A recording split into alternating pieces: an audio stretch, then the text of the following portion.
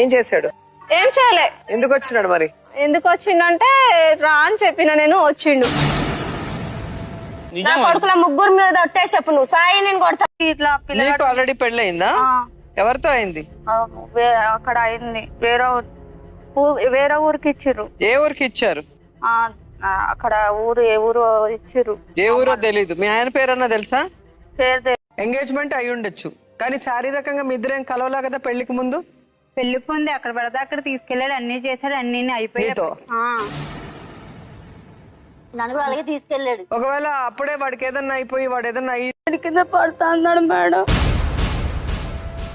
ఎందుకు చచ్చిపోతానని అడగలేదా? నిజంగా మేడం అది తప్పు లేదు మేడం. ఎందుకు చచ్చిపోతావని అడగలేదా అంటున్నా? ఫస్ట్ బిడ్డను కూడా చంపిండు మేడం.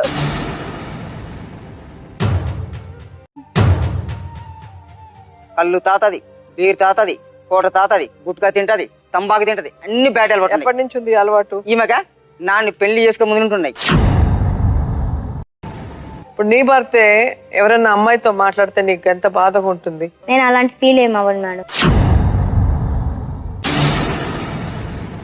నువ్వు ఈ కథలు చెప్పొద్దు వసంత. వాళ్ళిద్దరు ఎవరు? మరి వాళ్ళిద్దరి మధ్యలోకి నువ్వు ఎందుకు దూరుతున్నావు?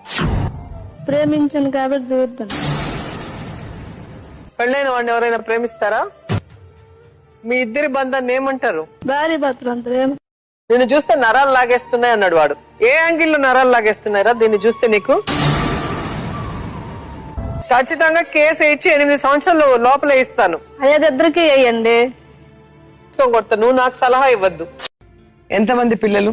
ఒక పాప అండి, ఈయన కలిగిన పాప. ఎంతమంది పిల్లలు నీకు? నాకు ప్రస్తుతానికి 2 అండి.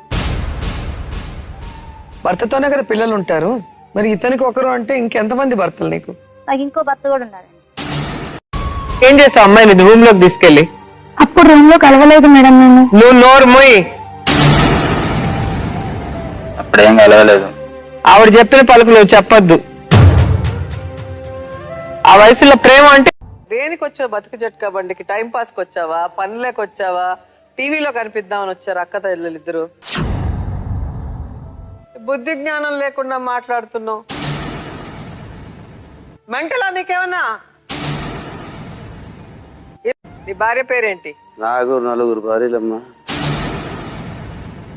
ఎవరు పనికి వస్తే వాళ్ళతో నువ్వు పనిస్తా ఉంటావా? చేయలేదమ్మా. ఇక్కడ చూసి మాట్లాడు. వయసు పెద్దదని మర్యాదిస్తున్నా. సిగ్గులేదా నీకు? నేను ఎంతమందిని చూసినా కూడా ప్రేమలోనే పడలేదు.